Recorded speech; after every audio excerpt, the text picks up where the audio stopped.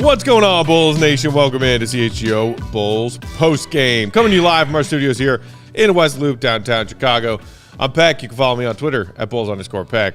My guy's Big Dave. Bow! BWL Sports. Bow. Will the Go Gottlieb, Will_Gottlieb. And our pal, producer Joey Spathis. He is at Joey Spathis. We are CHGO_Bulls.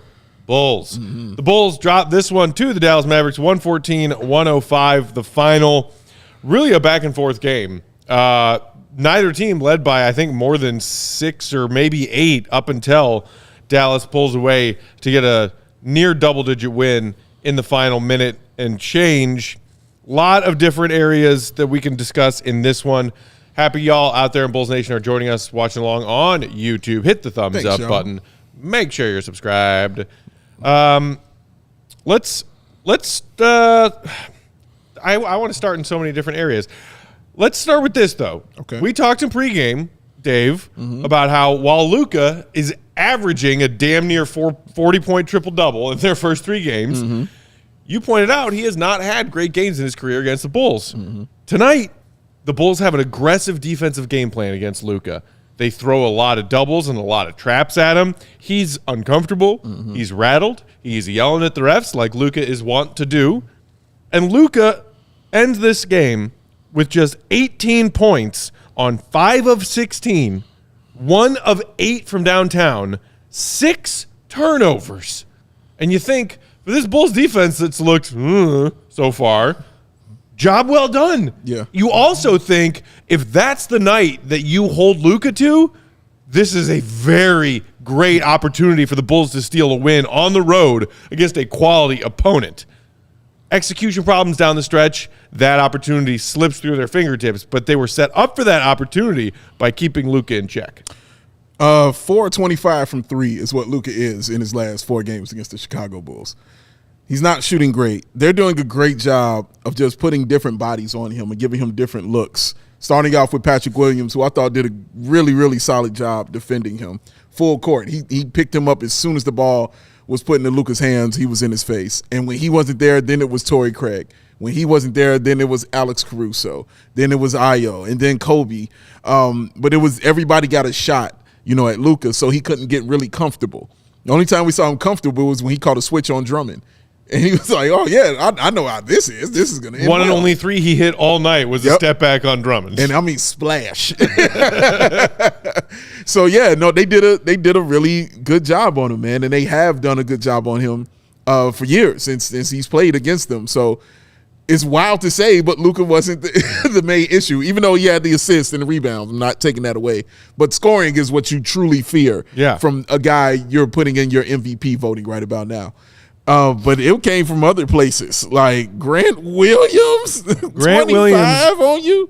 7 of 9 from downtown. And I mean, step back threes, pump faking, sidestep, pulling from either side, like from the top of the key, from the baseline. Like, what was going on? Derrick Jones Jr. had 17. He did, and he scored early. That met his career total as a Bull in 2 seasons. And he put up 9 threes as well. He was 3 of 9 from the three-point line. So he was getting his shots up in 31 minutes, and Grant played 30. And again, Luka did this in 40 minutes. So again, kudos to the Bulls for what they did on him. But they could not get rebounds to save their life on that end. Those second chance points killed them. I believe he said 24-11 was the score. Second chance points in favor of Dallas. I mean, it is truly why they won. And when they put the game away, it was because of second chance points. And the Bulls actually following through on their emphasis of crashing the offensive glass, getting some opportunities to have an advantage in certain games this season, more so than last season with those offensive boards tonight. We've seen the Bulls have success beating teams on the offensive glass so far this season. they lost that battle against Dallas. They did a pretty good job, though, for their own standards. I feel like this has happened a couple times now where they get like maybe 30% of their total offensive rebounds on one play, and they just keep missing layups or kick out threes. Are you talking the five? Yeah. There was one that was legit 5 possessions. Yeah. But I'll say this about Luka, because obviously this is like the whole Mavericks offense revolves around Luka, right? Yeah, I think the Bulls came in with a pretty aggressive game plan to try to, make him uncomfortable, as you said, Dave. Mm-hmm. They picked him up full court. They tried to pester him. They tried to get the ball out of his hands. They threw some doubles at him. But I feel like Luka has just seen everything at this point, and it's like he's just going to beat you, and it's a matter of like whether his teammates make their shots. And so when they doubled, it was like the other team's playing 4-on-3, and they're going to get an open look. If the trap doesn't come hard enough and aggressive enough and execute well enough, he's just going to break it, and now you're 5-on-3. Mm-hmm. There's just so many ways he can beat you. He can throw it over the top to the opposite corner. He's just so talented. So, yes, the shooting numbers weren't there for him. I think part of that is just he's not going to average 39 points a game over the course of a season, shooting 56%. That's going to fall back. But the way that he was able to dominate this game, I still really felt it every single possession. It was just that everybody else was doing the scoring. So you mentioned the other shooters. On the whole, they were 19 for 48, I believe. 20 for 48. 20 for 48. So Luka was 1 for 8. Non-Luka Mavs were 19 of 40 on threes, which is 47.5%. So, I mean, that's just like you're going to lose a game that you give up that kind of... And that's why when we had the discussion about the Pacers, it was not, you can be okay with shooting 17 threes because your defense is going to be good enough. It's right. Yeah, well, maybe the other team's not going to shoot 26% on 42 threes. Right. These teams are taking 45, 48 threes a game. Yeah. You need to be able to compete and stay with that number, because this is what happens if you don't. I thought the Bulls actually played pretty well defensively. Caruso was awesome. Patrick picked up full court, and I thought really hounded Luka. He was getting after rebounds. I thought Pat had a good game despite the scoring. Sorry for your parlay, Joey. But it was just, in some ways, it was just like Luka didn't necessarily score, but he still dominated the Bulls. And in some ways, it was just like some regression to the mean in the bad way for the Bulls, where last game the other team couldn't make a three. In this game, all they could do was make threes. See, for me, I didn't feel the total domination of Luka. Yeah, he wasn't scoring, and not even because of the scoring. I thought he was super frustrated, like constantly complaining. Picked up a tech. Like I didn't feel his super control over it. I felt it more from those other guys because of the offensive rebounding, because of the second chance points. That's why I was like, okay, well, there's nothing we could do about that. Because Luka was getting those passes to those guys early on, and they just weren't, knocking them down, at that point in time. Mm-hmm. But then, of course, they obviously started because he ended up with 10 assists. Yeah. So they obviously started hitting them. But yeah, it was that for me, Will. Like it was how they bullied them. You know what I mean? When they were getting those offensive rebounds on them and getting those second chance opportunities to get those shots off. That for me is what truly really killed like that was the defining dagger possession, which I think put Mavs up 9 with just under a minute to go. I believe was second chance points opportunity because the Bulls couldn't corral the defensive boards. Luka gets the ball back up at the top of the key, draws the defense in, has a sweet almost no look dish, whip pass to the corner. Bang, 3, Mavs up 9, game over. Second chance points, Luka may have not had a great shooting night, but he still was able to pick the Bulls' defense apart when it mattered the most. I see people in the comments talking about P. Will. Some people having taking objection to Will, giving him even the most bland of compliments. We will get to that.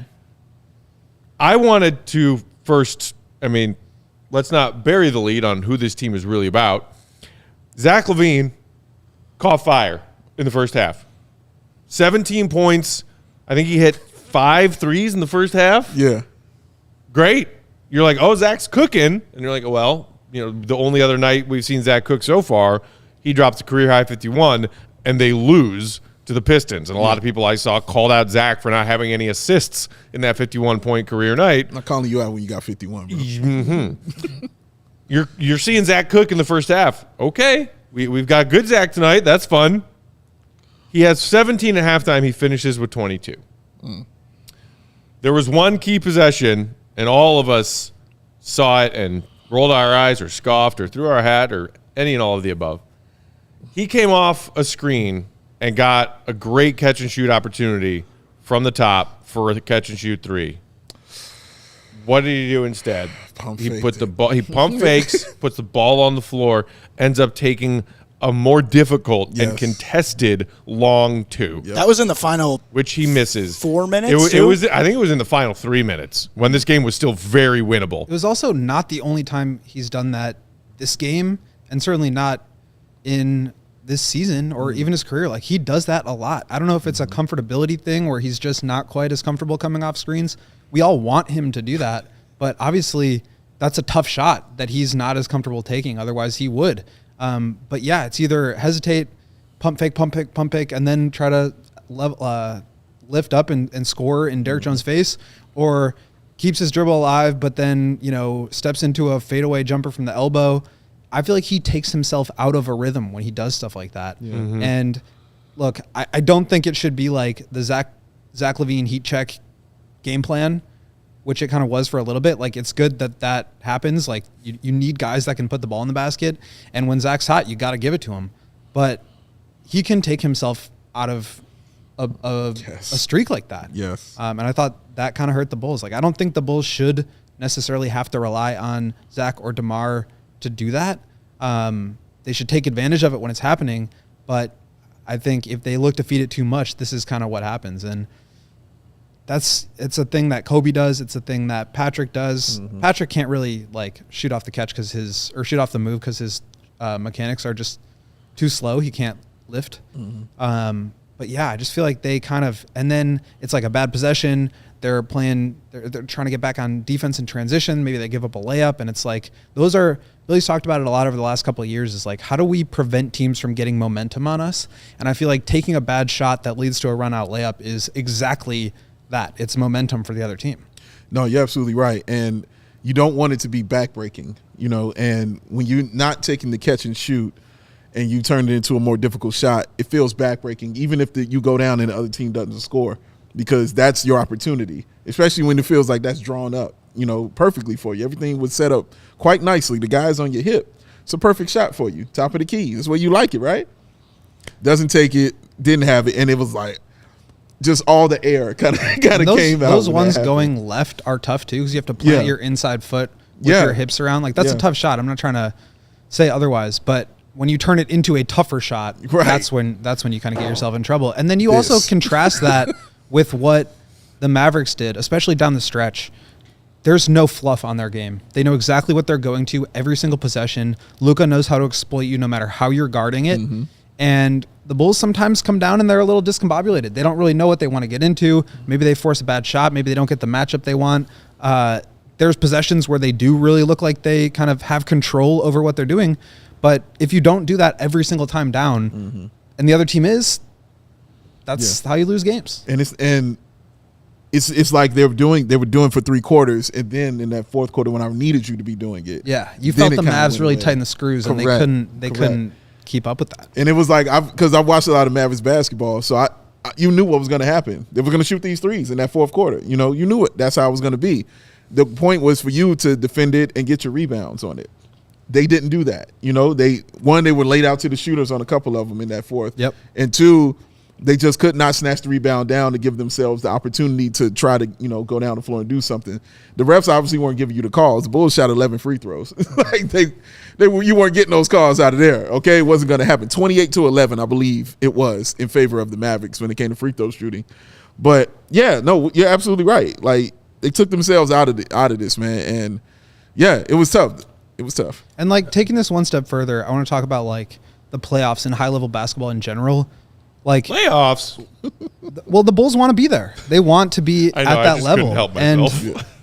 And they need to be able to execute in those moments, because that's what the playoffs are like. Correct. That's how you get to the playoffs, and that's what it's like when you're there. Yeah. There are too many possessions where it just feels like the Bulls aren't sure what they need to do in order to get that shot. And that's why I think a lot of times it defaults to DeMar just creating something in isolation, because you know what you're going to get from DeMar is at least a good shot. Yeah. And it's a better shot than not sure what we're doing. Somebody come off a screen and like just they're in kind of scramble mode. You look at some of the best teams in the league. It's like Jokic Murray pick and roll. That's going to happen every time. They're going to dissect you. Luka isolation. If you send two, he's going to find the open man. If you guard him one-on-one, he's going to back you down and put you in the goal. Every single great team, the Warriors, like Steph and Draymond pick and rolls, it's 4-on-3 every single time if you double Steph. All these teams know how to beat you in the end of games, and I see sometimes the Bulls run these pick and roll actions with Zach as a screener, and he'll slip out and flare, and DeMar either has an ISO, or if two converge on him, then he's got Zach. I just don't really feel like they have a go-to action that they always feel like they can get a good shot out of. They did it the other night. Steph No posted a really nice video breakdown of the two-side targeting Halliburton. Their two-side action that targeted Halliburton. I saw them run that once to try to get an ISO on Luka. Luka kind of squashed it, but DeMar was able to find Caruso, and he hit like a turnaround jumper in the lane. It just doesn't feel like they have, and like that's a problem in year 3 with these guys who are all really talented offensive players. They need to have a go-to action or possession or set that they can run that they feel confident in, that is going to get them a good looking shot. And I think too many times it's, well, this time Zach will run an isolation and that time DeMar will do it. And I just don't think that's good enough. No, I agree. And you pointed out something really right in that fourth quarter when they don't know what to run and guys aren't in tune. We saw it at least on 2 plays for sure. One where DeMar is passing it to Kobe. He doesn't even know the ball is coming to him. Oh, God. And that becomes a turnover. The other one when Kobe tries to dish it inside to Vooch, and Vooch gets the butterfingers, and it hits him right off the hands into the lap of Dallas's player. Like, that's the stuff that are killers. You know, those are the turnovers that are absolute killers for your team, man. And it's just you don't want it, whether the other team scores or not on the other end. It drains you when you have those kind of possessions where they don't turn out, where it's possessions that you feel like you can control a little bit more by literally catching a basketball or looking up and seeing the ball coming to you. Like, those things become demoralizing after a while if you let them, man. And it seems to have hurt. It definitely hurt the Bulls tonight, and that's how they took that L. Let's take our first break. We will continue with our thoughts and more of your thoughts on tonight's Bulls loss to the Mavs on the other side, including, diving a bit deeper into the game that we saw from P. Will tonight. I see our good friend P. Will supporter is back in the comments. He was like, Will is right. You couldn't stay away, could you? While we're sharing these words for our friends and sponsors, Bulls fans, you know what to do. Yeah. Hit that thumbs up if you're watching along. Joey wants you to. Joey needs you to. Yes, he does. You know, so Joey.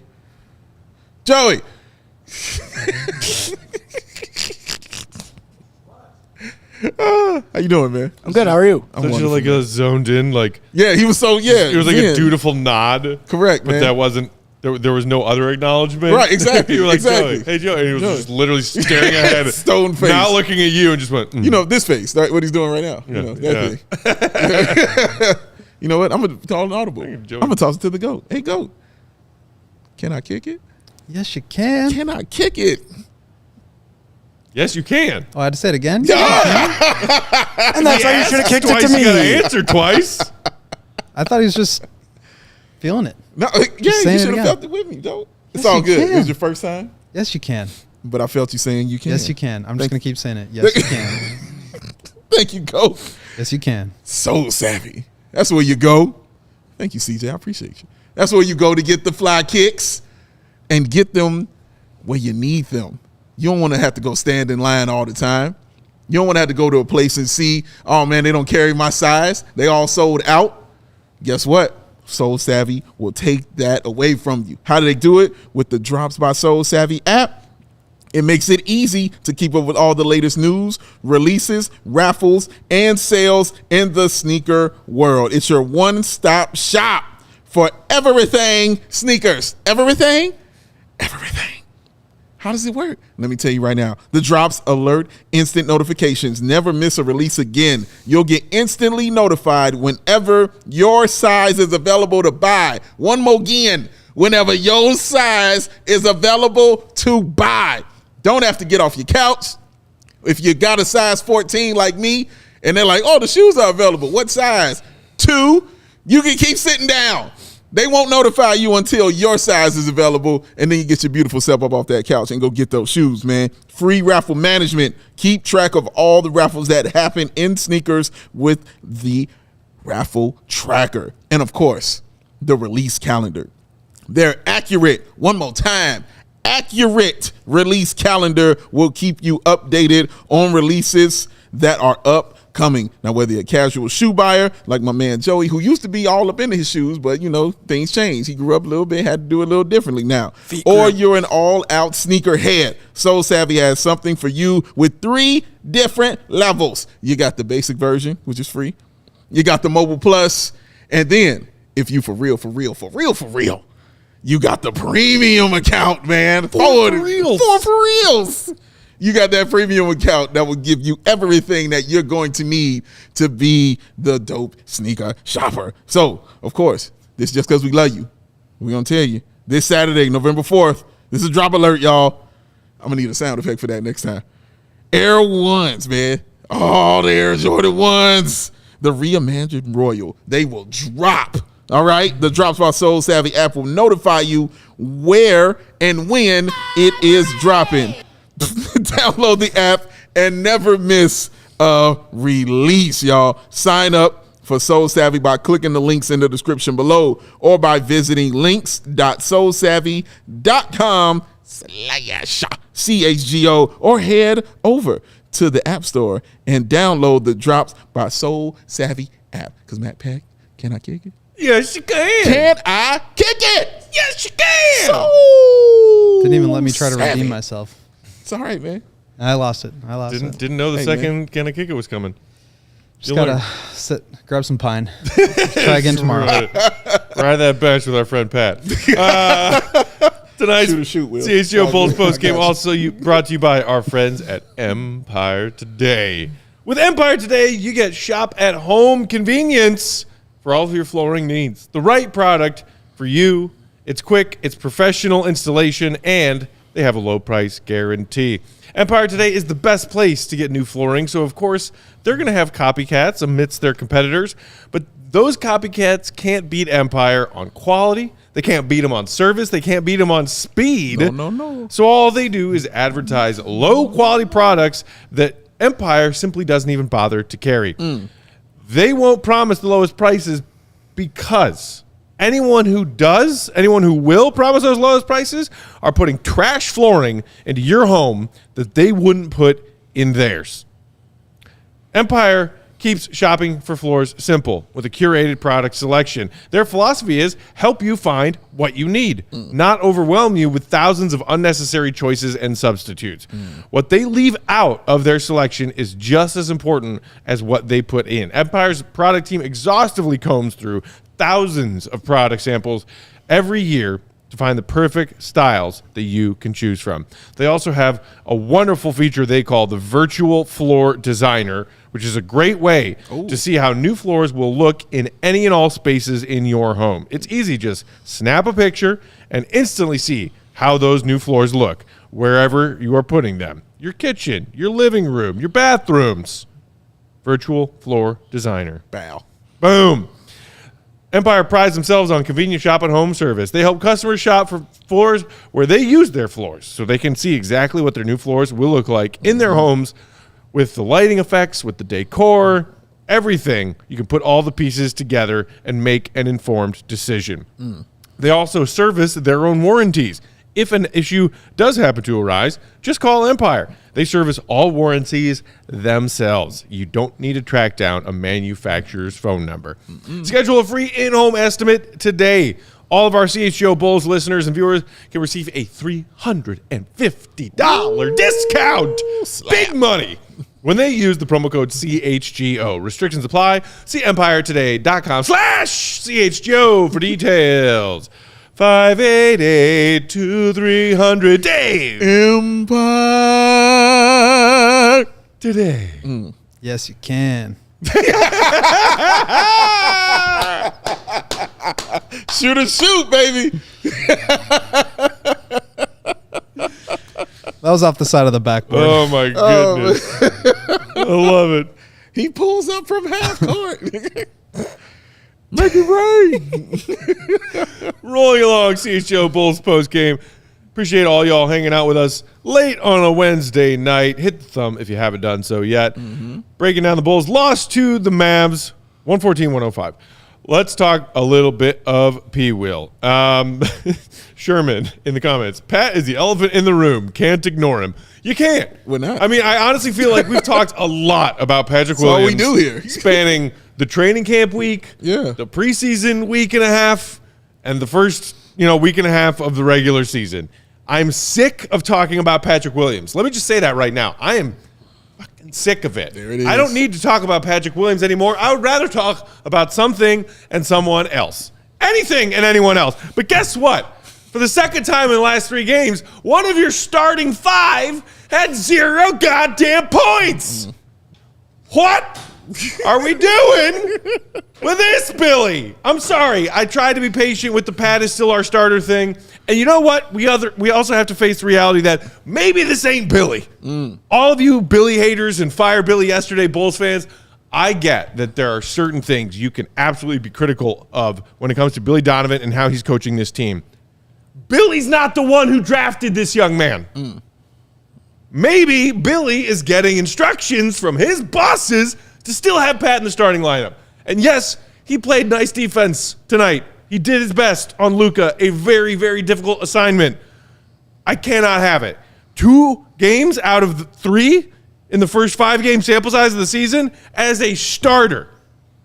What's the thing we always say about Pat? Shout out Will Purdue. What do we say? If you can at least play defense and knock down your threes, 40% three, great. 0 of 5 from downtown tonight. 0 of 6 from the field. 0 points as a starter. I am so freaking done. Oh, And Dave, breathe. talk me off the ledge. Please talk me off the ledge. I am done. Pat, what the hell? And he's spent. I'm not here to talk you off the ledge, sir, on this one. He deserves everything you just said right there. But, I will credit the defense. That's my ledge talk, I guess, for you. He did a really solid job, I thought, against Luka.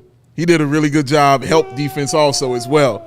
But damn, 2 games where you don't score points, bro. Like 2 games as a starter where you don't score is tough. And Billy actually had him in the fourth quarter. He gave him opportunity because he was playing well defensively. And again tonight played him deep into the first quarter. Yes, he did. So because he was playing well, like he was aggressive, and you were looking at those things like, okay, he's aggressive. He's at least he's crashing the boards. That one play where he actually crashed the board and he got the tip and it got the Bulls a layup, an extra possession. That was awesome. And I'm gonna be real with you, Pat might have won going to the night for real.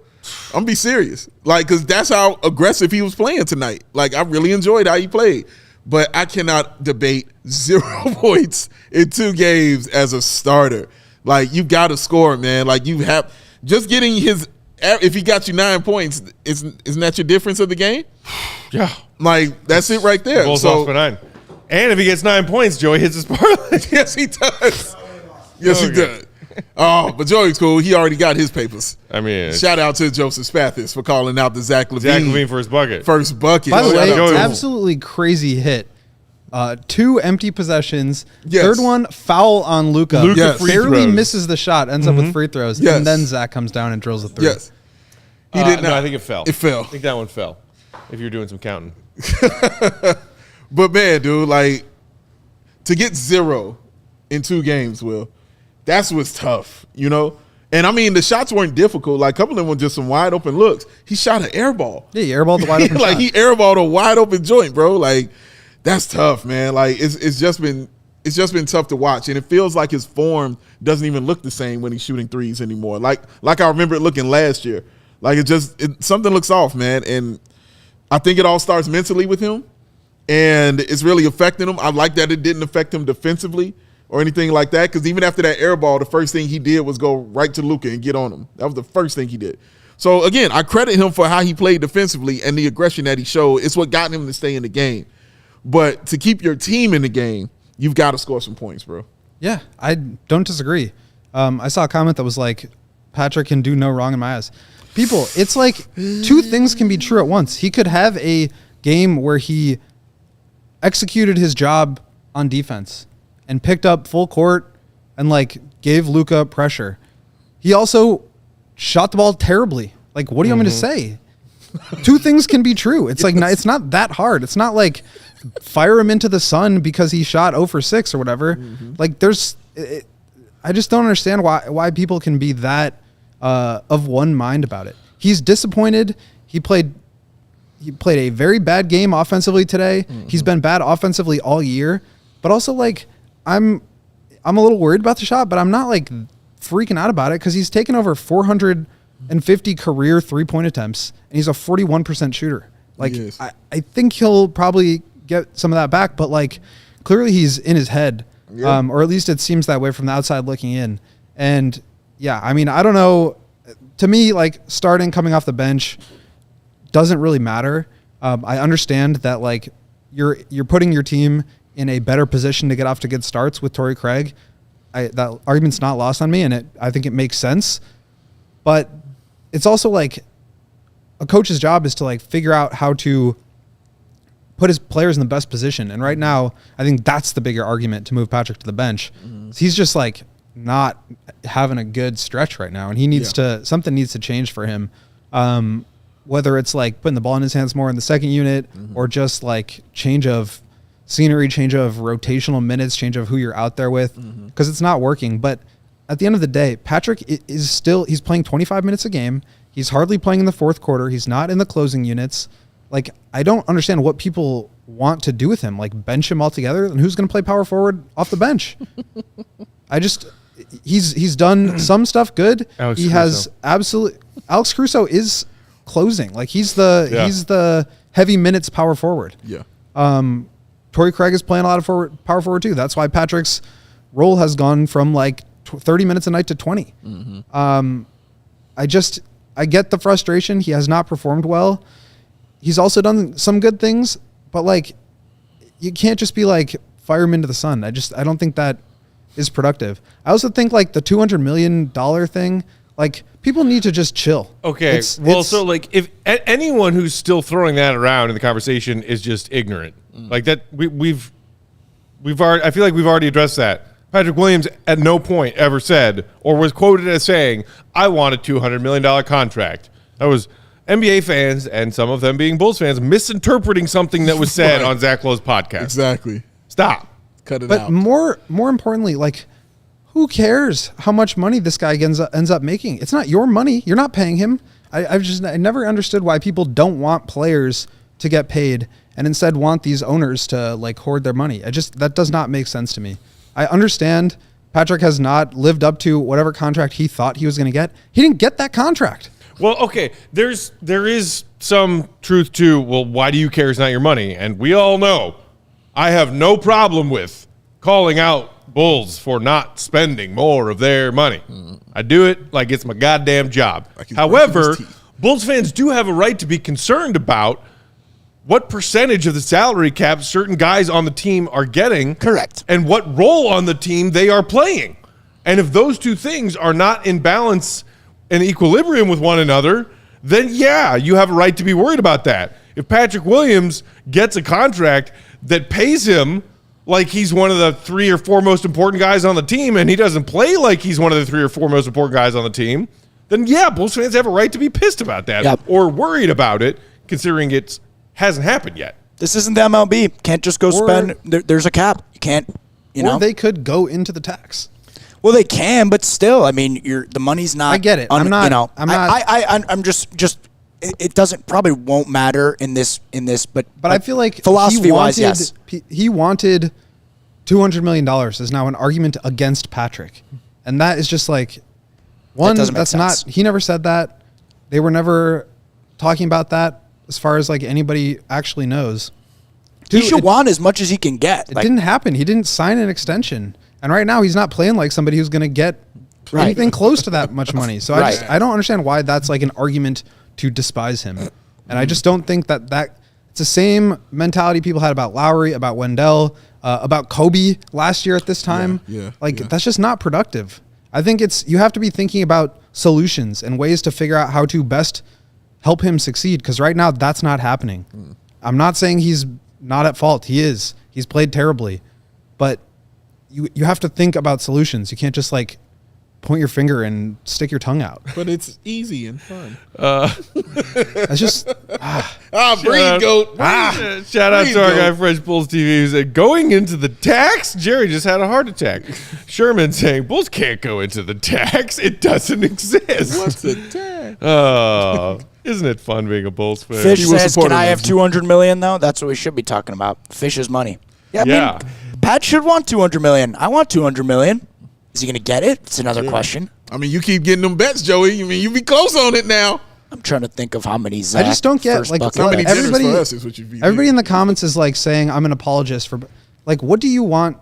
Can somebody explain what they want to have happen with Pat? Like, he just doesn't play. He gets I removed from think the some rotation Bulls fans entirely? want Pat traded before this deadline because you know what? His expiring rookie deal, don't sign him to a new one. Trade him and trade him in the hopes you can get something for him. Sell low. I think some Okay. Bulls fans still have not finally let go of the last tippy of a fingertip of hope in Pat and wouldn't mind the Bulls and Pat negotiating this upcoming offseason, Wouldn't mind. but would like Pat around on a shorter, smaller salary, prove it deal of like 2 or 3 years for well under $50 million. I've seen that from Bulls fans. We're like, I'm not ready to give up on Pat yet, but don't sign him to a giant contract. I think some of it is like an in-between of what the realistic expectations at this point can and should be. Like, I mean, I think that the people who are still holding out hope in Bulls Nation, some of them are maybe still holding out hope that he's going to blossom into a legitimate two-way superstar, which I think every single day is probably looking a little bit less likely. For no reason would I say I'm out on him becoming a productive player and a role player who can play a role. Do I think he's going to be scoring 0 points every game? Absolutely not. But am I thinking he's a guy that you're going to hand over the keys to your offense? It just doesn't seem like that's in his diet. And I just think the people that are out on him are at that point. They're there. They don't need to see anymore. And I think there's a lot of people that are, or some people who are still holding out some hope that he can take a huge step. And it just, those It's just two views crazy. clashing. It's just crazy to me because like 30 days ago it was, well, he really only played 2 seasons because he missed a whole third one, and now he's in his 4th year and he can't get a rebound. It's just like the swinging one way. I think you're right, Joey. It's like I don't think that's new. I was never in a there place are Bulls where fans who believe in Pat and Bulls fans who never have, and they all still exist. yeah, maybe They're that gonna It's play. just one side is we're getting playing louder. real basketball games again, and we're getting real samples of Patrick Williams' work, in real time. and everybody's just opinions never- are like, And I think dig the my Bulls toes. fans that believe in Patrick right now, I think you're starting to say like, well, what do I believe that he's going to become realistically? Like, I still believe that he could be a productive player because he's big, he can defend. We saw tonight he's shown throughout his career that he could hit threes. Yeah. But do I think he's going to be the player that they thought he was going to become when they took him with the 4th pick? Probably not. But that- Unfortunately, probably not. But okay. I just think that's more of a like you're kind of missing the point if like Pat is the biggest problem here, and I think okay. See that I agree with. There- Sorry, finish like- your thought. the for me the boat on like Patrick becoming a superstar sailed a while ago. Yeah. It was he's a good 3-and-D player. Can he like introduce a little bit more creation?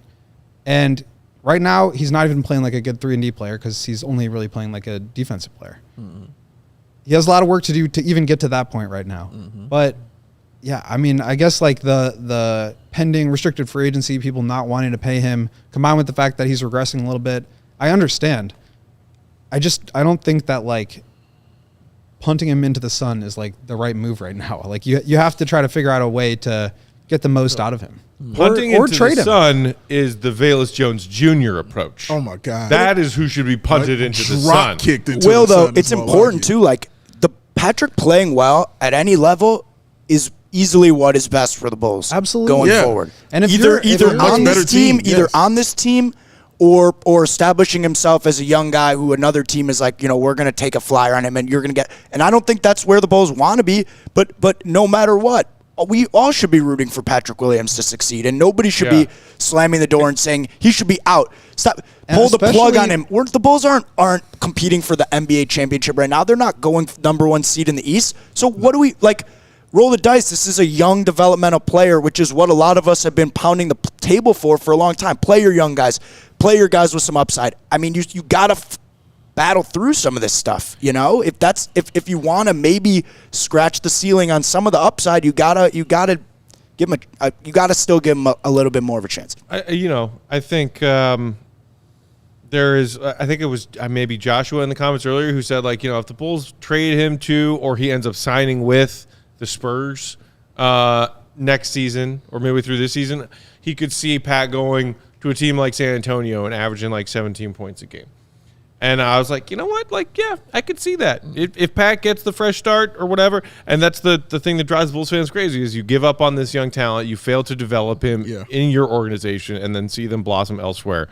Although, what are you telling me Wendell's averaging so far? 8 and 8? 8 points and 8 rebounds. Cool.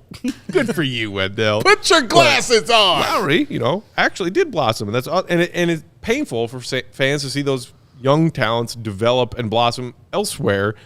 The other thing that I think so many Bulls fans are still stuck in the mud about is just understanding the numbers on NBA contracts now.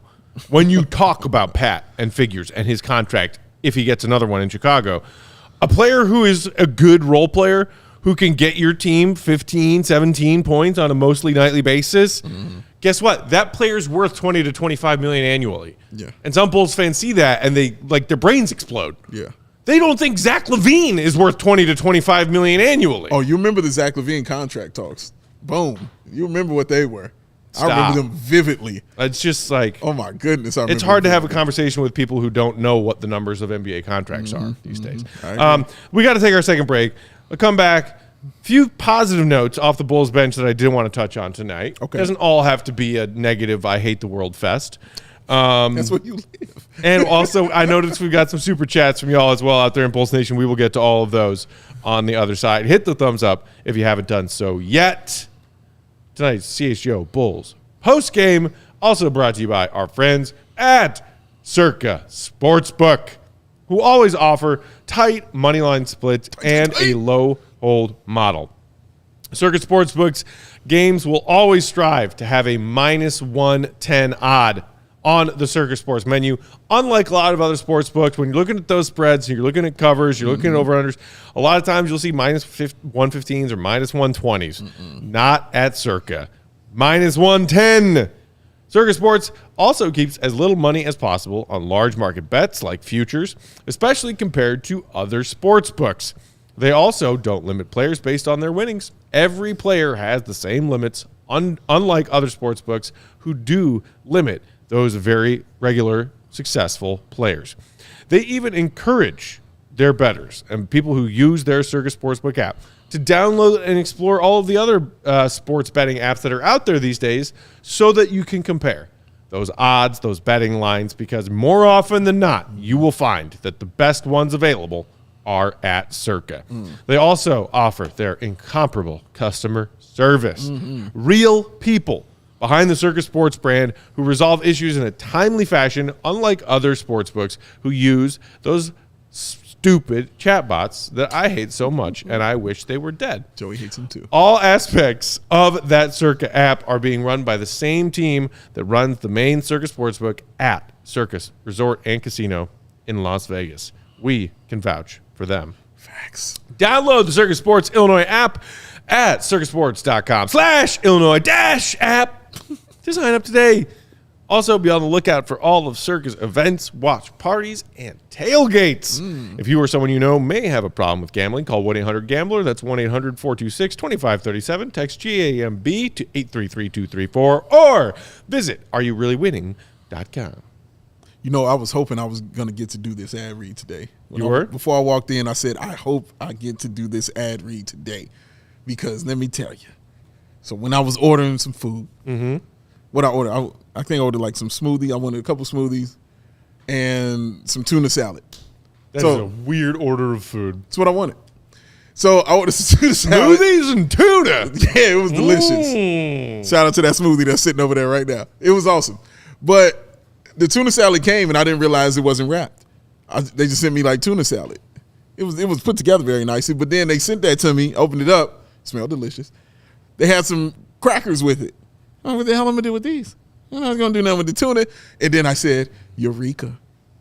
Went right to that freezer, grabbed that hero bread, took it out, put a couple slices in that toaster, clonk, clonk. When it popped up, plow. I put that tuna salad right on it, and oh my word, the happy dance I did in that kitchen, sitting there eating that tuna sandwich was amazing. Hero bread sets it all off. You hear what I'm telling you? It is a delicious, tasty. The texture was so soft. It was so fluffy. Scrum diddly umptious is what it was, ladies and gents. I ain't had to put nothing else on it. I ain't had to put no mustard on there, no mayonnaise, nothing. Just the tuna and the hero bread. Life was good. You should live that life as well, man. That high fiber, ultra low net carbs, 0 sugar per slice life. That's the life that Hero Bread has for you. And because they care about you like I do, they're going to give you an opportunity for a discount to try it on out. 10% off CHGO at hero.co. Sliced breads, buns, tortillas. All of that is available at hero.co and on Amazon as well.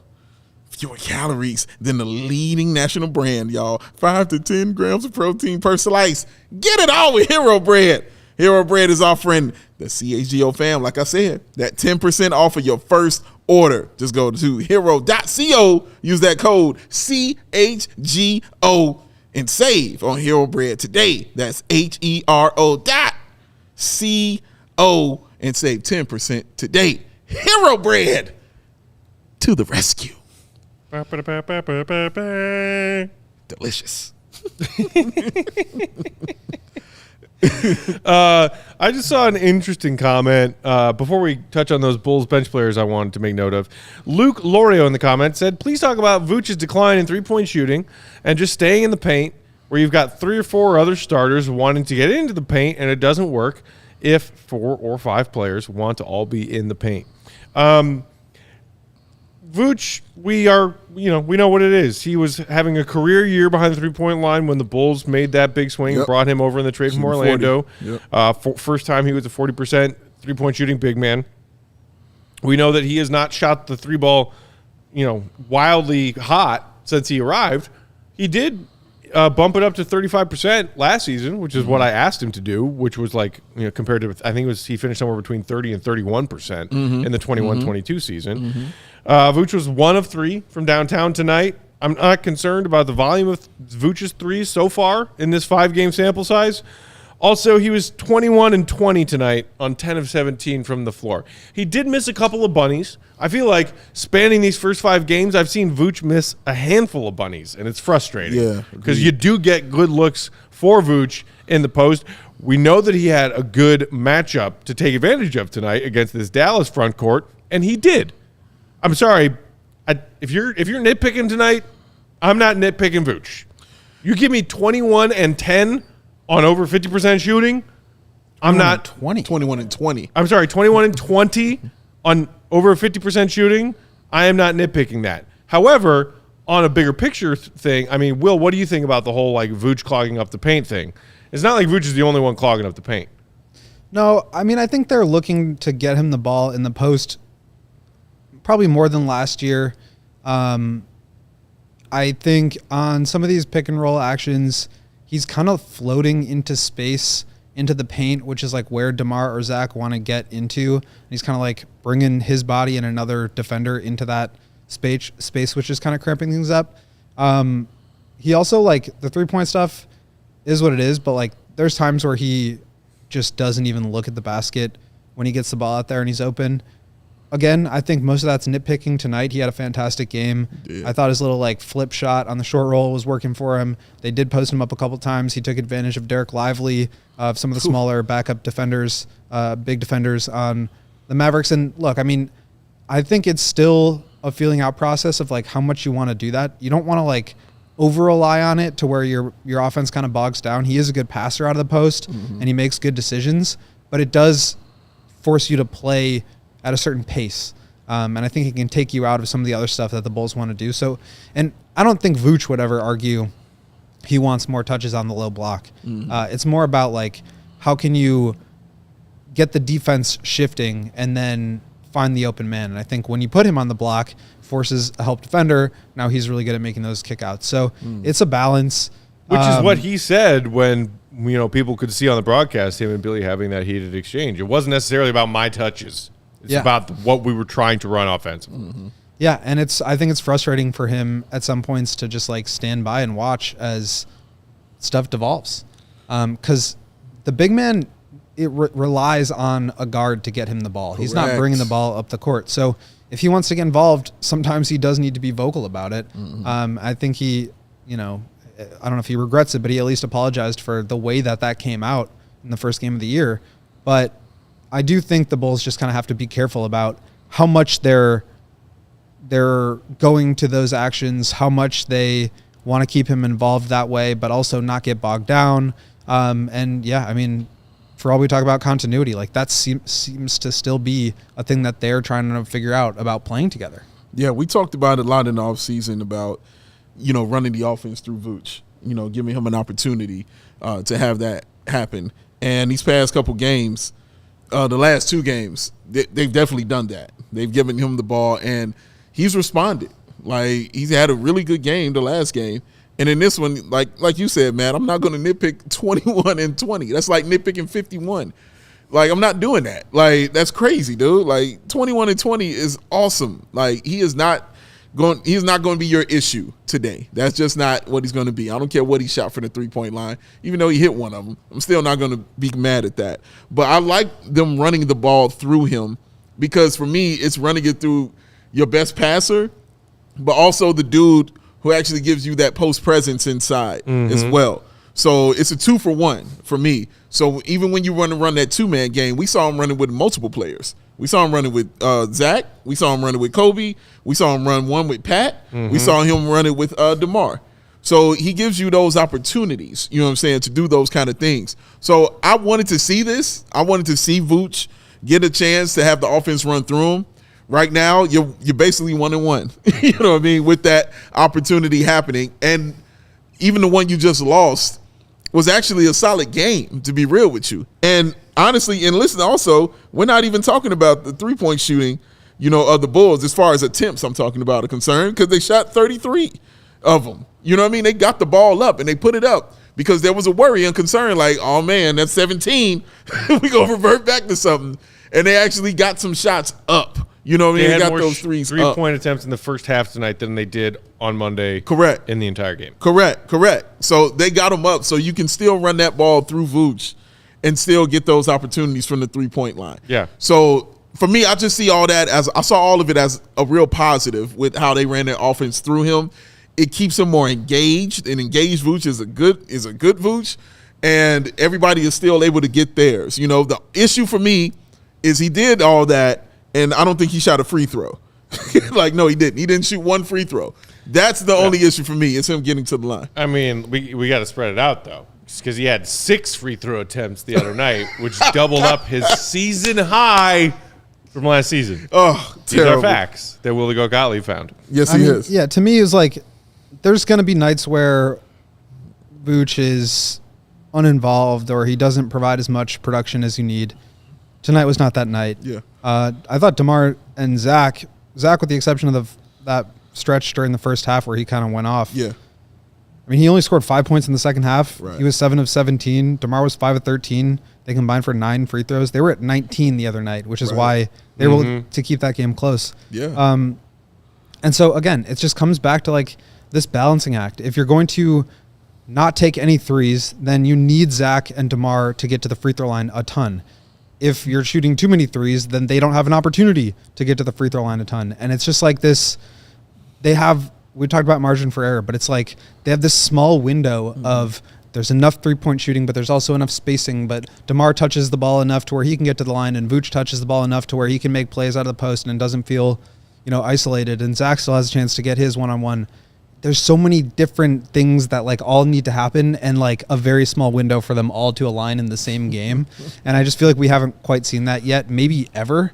So I think that's really the struggle. It's like guys are allowed to have good shooting nights or bad shooting nights. That's the benefit of having 3 all-star players is that if one's not playing well or two aren't playing well, the other can carry you. But to me, it's more about like this overarching style of how are we playing so that we are keeping all three of you engaged and involved in a way that you're comfortable with, but also that helps us accomplish the things that we need to and helps the team around you do the things that they need to enough to where it actually helps you, to where the 3-point shooting and spacing is benefiting you guys as you're trying to drive and shoot in the mid-range. Absolutely right. Speaking of that 21 and 29 from Vooch, shout out to our guy Cody Del Mendo of CHGO Cubs, also co-host of CHGO Bets with Sean Anderson, who had taken the over on combined points and rebounds of 27.5 from Vooch tonight. Nice. I tailed it because I thought it was going to hit, and boy, did it hit. Splash. Easy. Over 27.5? Last time I checked, 41 is a bigger number than 27.5. I think you're right, substantially speaking. That's math. Like that's great stuff. Math is math. If you aren't tailing Cody Del Mendo on his bets, you all right, Will? Yeah, I was just doing some mental math. Okay, real quick, and then we will get to some super chats. I liked the games that we saw from Javon and Io off the bench tonight. Yes. Two of those extra bench backcourt pieces. Javon plays 15 minutes. Io seems to have found himself that like 10th man in Billy's rotation kind of spot through these first 5 games. They combined to shoot 8 of 11 from the field and score 20 points. Also chipping in a few other areas on the boards, making things happen on the defensive end. I mean, it's nice to see coming into this, not knowing what kind of Io we were going to get this season after a hugely swinging, volatile second season, and then being a bit disappointed through Javon's first few games as one of the additions to this roster from the offseason. Love what I saw from Javon and Io. Io was awesome. You know what I mean? He's been awesome, honestly, these past few seasons. Been your best 3-point shooter. He's been confident, you know. And honestly, I want to know what about the relationship between him and Torrey Craig, because they really do seem to have Javon? one. Oh, no. Io. They really do seem to have a kind of relationship, like for real. Like I'm always seeing them shooting together, kind of talking crap to each other, you know what I'm saying, messing with each other, things like that. So I want to know a little more about that from those guys, because it seems to have benefited Io as far as his confidence is concerned. We saw him do a pull-up 3. You know what I mean? Like I was like, oh, snap, Io pull up on cats now? Like, all right, I dig it. Do it. You know what I mean? Like, do it again. But he really is finding his space, you know, within that little time that he's given. You know, he's finding an area for himself, man, and that's what smart players do. Javon Carter, man, yes, I love that he found his shot tonight, because I was waiting on that opportunity for him to do that. And not only did he find his shot, man, he showed it also on the defensive end, because remember they got that inbound steal off of Luka when he tried to pass it to Curry. Got that steal, put it right back in, man. That's winning basketball stuff. So I just want more of that to keep clicking and keep going. And, yeah, I have nothing but good things to say about him for this game. Yeah, I mean, it speaks to the depth that the Bulls have right now. I know it's like, you know, you don't necessarily have as many true power forward types as you want, but, like, you've got guys that can guard multiple positions. Yeah. You've got guys that are just really good defenders at the point of attack, that can switch, that can rotate, that can help quarterback a defense.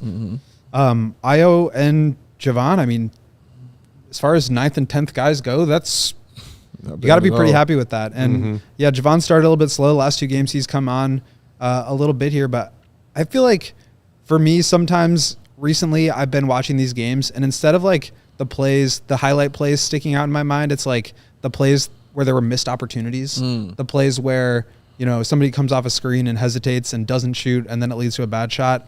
And I feel like I saw a couple of those from Io. But he does look a lot more comfortable and confident shooting the ball.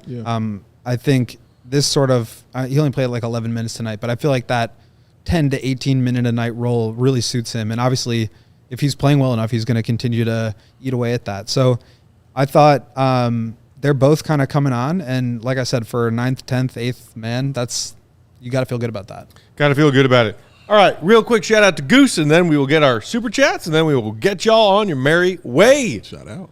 CHGO supported by Goose Island Beer Company, Chicago's beer since 1988. They've got the Oktoberfest. I know it's November as of today, but you can still drink Oktoberfest. It's delicious. They've got the Beer Hug family, all delicious IPAs. Careful, because they're potent. They're delicious. The 312 Wheat Ale, and this one right here, they call it the Full Pocket Pills. I had a couple tonight. Dave's had a couple tonight. They go down smooth, treat you right. Grab an ultra fresh, ultra brewery exclusive beer at Goose Island's original brew house on Clybourne Ave in Lincoln Park, or from their tap room on Fulton Street in West Town. Goose Island Beer Company. It's Chicago's beer. And if you're going to the Madhouse, try one of the new Bull and Goose collab beers. Goose Island and the Bulls. What more do you need in your life?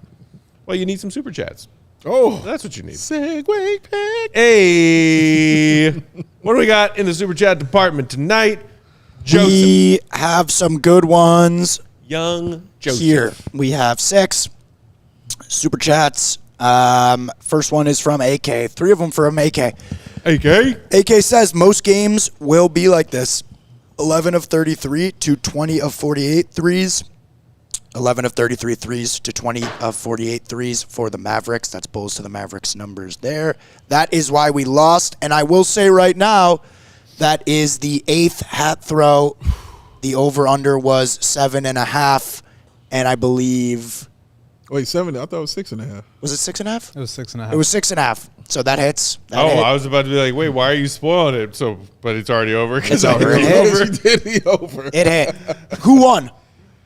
Your boy. Will wins again. 2-0. Let's Go. go. 2-0, go. Goat. Okay, another super chat. Is it me or oldies? It seems like the Bulls always seems like they can't control role players.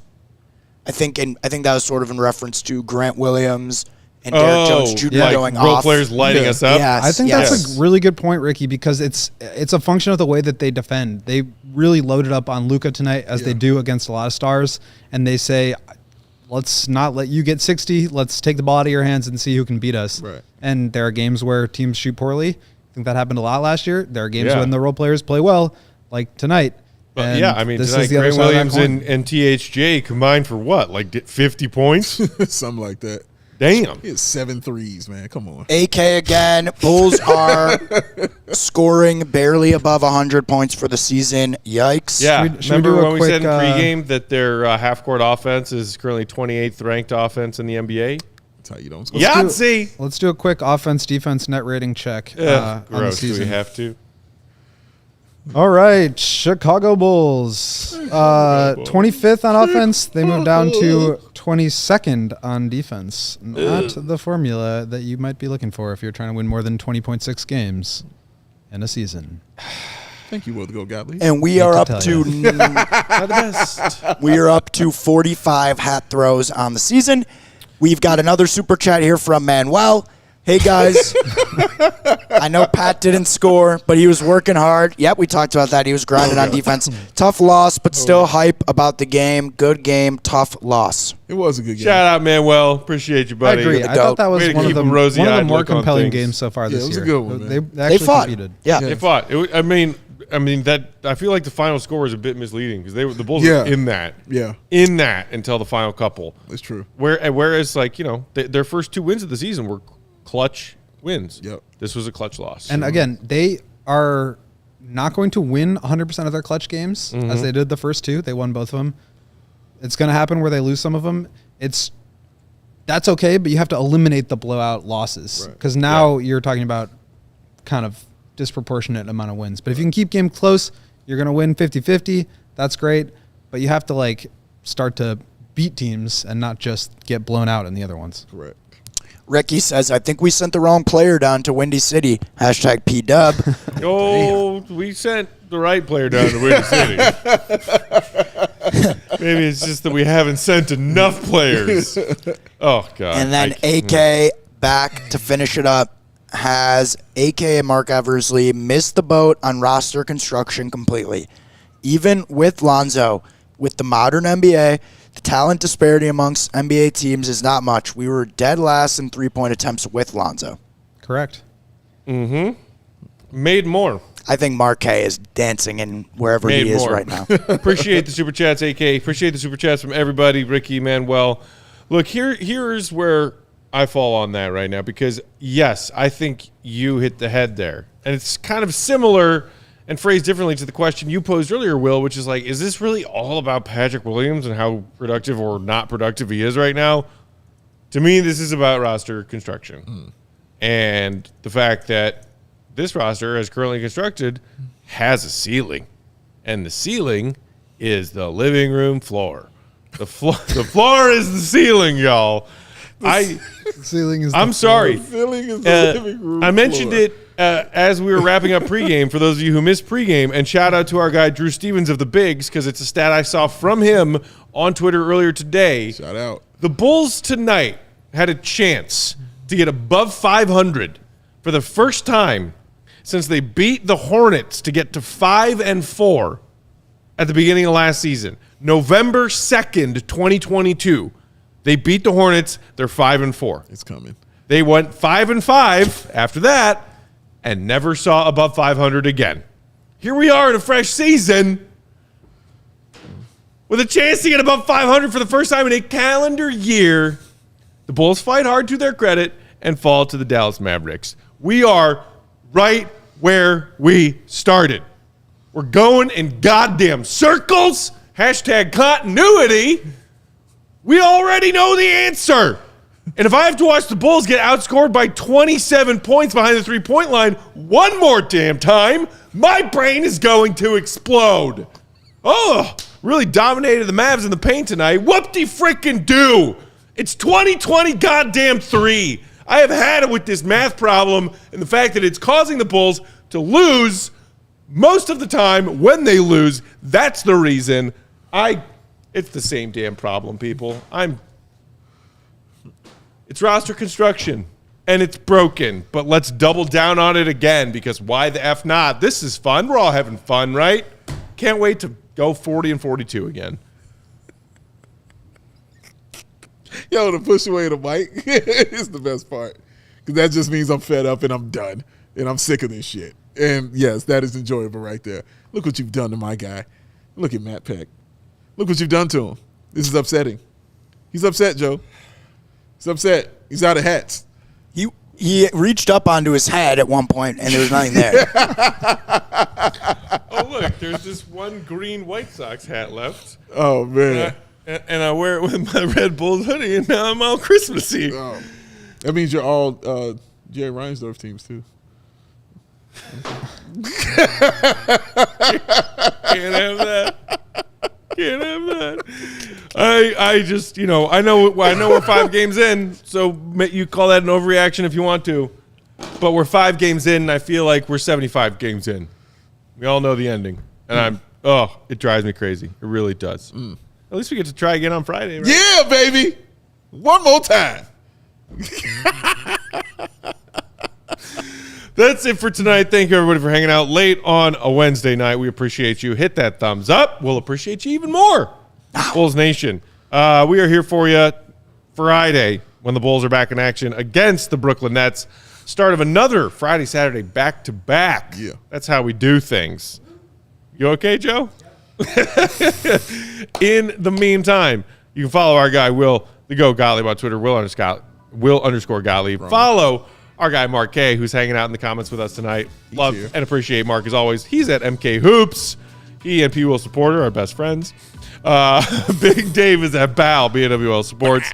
I'm Bulls_Peck. We are CHGO_Bulls. Hang in there, Bulls fans. We'll try again Friday. We're always here for each other. It's all that matters. Until Friday, see you, Red. Be good. Peace. In-season tournament. Yes, you can. We all silly like the mayor.